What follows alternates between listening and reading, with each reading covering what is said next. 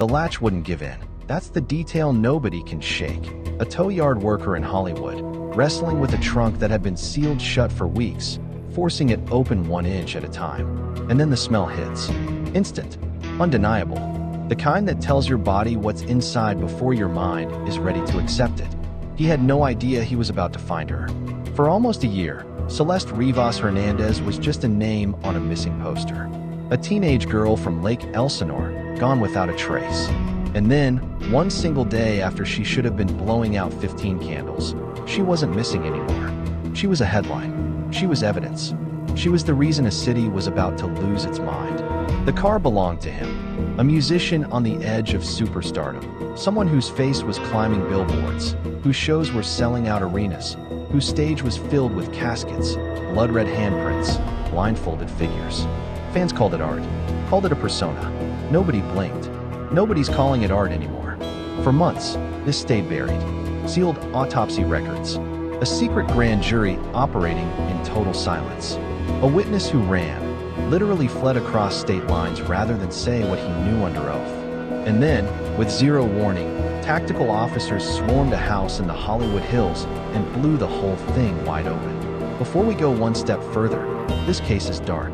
We're talking about the death of a child, and some of what's coming is genuinely disturbing. If you're not up for that today, this is your exit.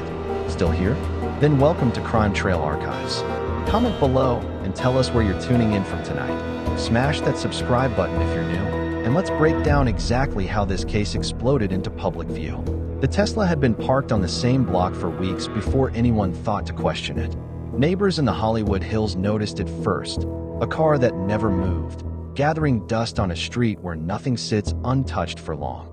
Parking enforcement flagged it as abandoned and began ticketing it through late August 2025. Nobody connected it to anything at that point.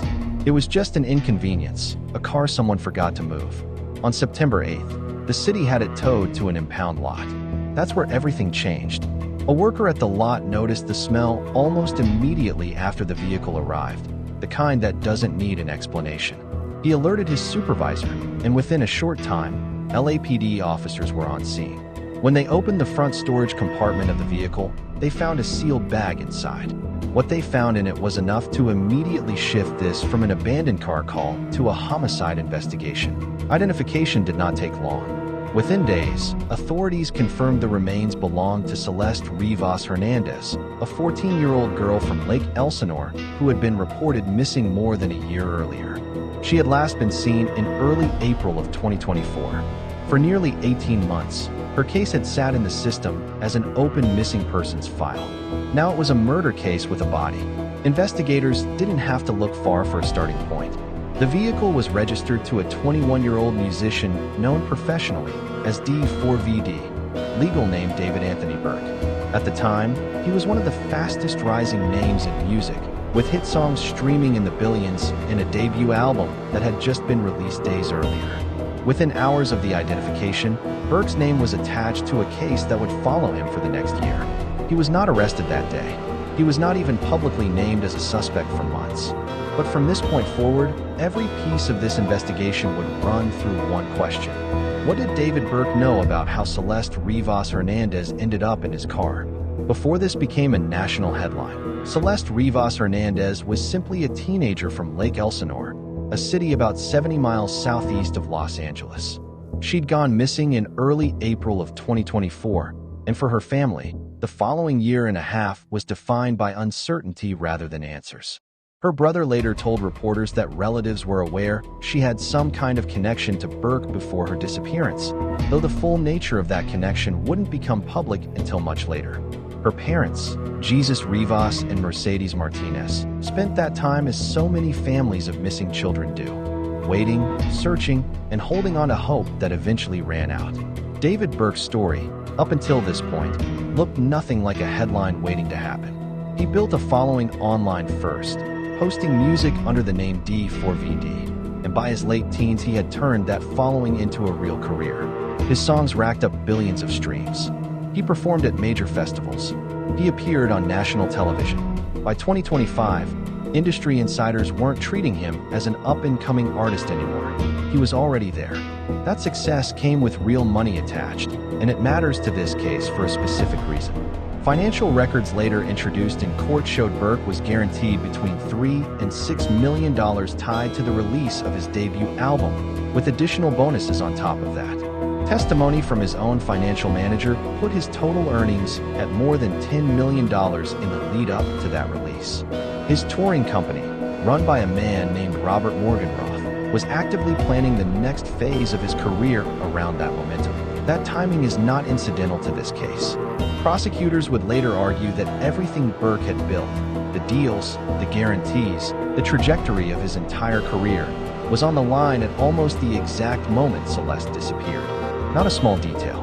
It became one of the central threads investigators pulled on once this became a homicide case. So on one side, there's a 14-year-old girl from a working-class city an hour outside LA, reported missing by a family that never stopped looking for her. On the other, a 21-year-old on the verge of a multi-million-dollar career, releasing his most important project, yet in the same window investigators believe she was killed. Two lives that, on paper, shouldn't have intersected at all, but they did. And by the time Celeste's remains were found in the trunk of Burke's car, the question was no longer whether their paths had crossed. It was what happened once they did, and what Burke stood to lose if the truth ever came out. Once Celeste's remains were identified, the investigation moved into a phase the public wouldn't see for months.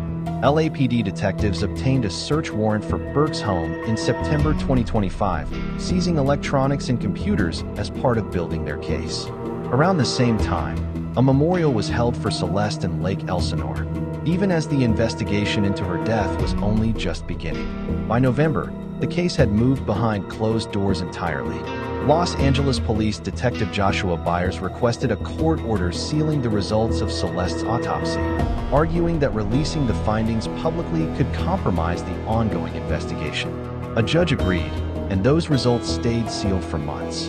Around this same time, prosecutors convened a grand jury, a process that would end up stretching on far longer than anyone initially expected. Behind the scenes, investigators were building a digital timeline. Cell phone records showed that Burke's phone, along with his Tesla, traveled to a remote stretch of road in Santa Barbara County on 3 separate occasions. First on the night investigators believed Celeste was killed, and twice more in the weeks that followed. Detectives specializing in cell phone forensics testified that this pattern was consistent with someone returning to the same location multiple times after the fact. Text records added another layer. According to testimony, Burke continued sending messages to Celeste's phone after the point investigators believe she had already died, asking where she was. His final message to her was sent on April 26, 2025, roughly 3 days after prosecutors say she was killed. Investigators would later characterize this pattern as an apparent attempt to make it look, at least for a while, like she was still alive and simply unreachable. The grand jury process itself became its own story. In January 2026, subpoenas went out to Burke's parents and brother, who lived in Texas. The family fought the order in court, arguing they hadn't been given a fair chance to challenge it, given how heavily redacted the supporting documents were. An appeals court ultimately sided with prosecutors, and the family was compelled to testify. They weren't the only ones called. Neil Langston, a streamer and one of Burke's closer friends, was also summoned before the grand jury. When he failed to show up for his scheduled testimony, a warrant was issued for his arrest. He was picked up in Helena, Montana, and extradited back to Los Angeles County. Also among those who testified was Robert Morgenroth, president of Burke's touring company, who had insight into the business side of Burke's career during this period. None of this played out in public in real time. For most of this stretch, Burke was named only as a target of the investigation, a legal term that stopped short of naming him a formal suspect, let alone filing charges. Unsealed court filings eventually confirmed what many had already suspected. Prosecutors were building toward a single count of murder based on physical evidence, digital records, and testimony gathered over months of quiet, methodical work. By the time Langston resurfaced publicly after his arrest, he made it clear he had more to say than what he'd been forced to testify to. He distanced himself from Burke online, hinting that there was more to this story than the public yet understood. What had started as a decomposing body in an abandoned car had, by early 2026, become a sprawling investigation spanning 3 states, a sealed autopsy, a subpoenaed family, and a growing body of digital evidence pointing in one direction. The only thing still missing was an arrest. In the Hollywood Hills. This wasn't a quiet pickup. Multiple divisions were involved, reflecting how seriously the department was treating the case at this stage. Burke was taken into custody without major incident and booked. At the time of his arrest, detectives noted a tattoo on his right index finger reading "Shoe" and another on his left ring finger reading "Celeste." Prosecutors would later reference both in court as part of the broader picture they were building. 4 days later, on April 20th, Los Angeles County District Attorney Nathan Hochman held a press conference to formally announce the charges. Burke was charged with first-degree murder, with special circumstance allegations including lying in wait and murder for financial gain. He also faced a charge of continuous sexual abuse of a child under 14 and a separate charge of unlawfully mutilating a body. Hochman told reporters that what his office had presented represented only a fraction of the evidence investigators had gathered, and that he believed it was more than enough to prove Burke's guilt beyond a reasonable doubt. Burke was arraigned that same day. He pleaded not guilty to all charges. His attorneys, a legal team that included Mark Worksman, Marilyn Bednarski, and Regina Peter, issued a statement maintaining his innocence, saying the evidence at trial would show Burke did not murder Celeste Rivas Hernandez and was not the cause of her death. His parents also spoke publicly, saying they stood by their son completely.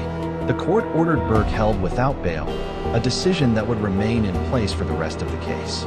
Prosecutors indicated they were still weighing whether to pursue the death penalty, given the special circumstance allegations attached to the murder charge. Celeste's parents, Jesus Rivas and Mercedes Martinez, released their own statement following the charges.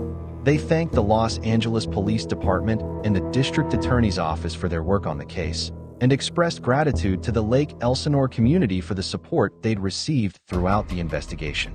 It was a rare moment of the family speaking directly to the public after more than a year of silence. The case drew intense attention almost immediately, not just because of who Burke was, but because of the scale of what prosecutors were alleging. This was no longer simply a story about a body found in a car. It was now a formal criminal case built around allegations of a secret relationship, a financial motive tied to millions of dollars, and a cover-up that investigators said stretched on for weeks after Celeste's death.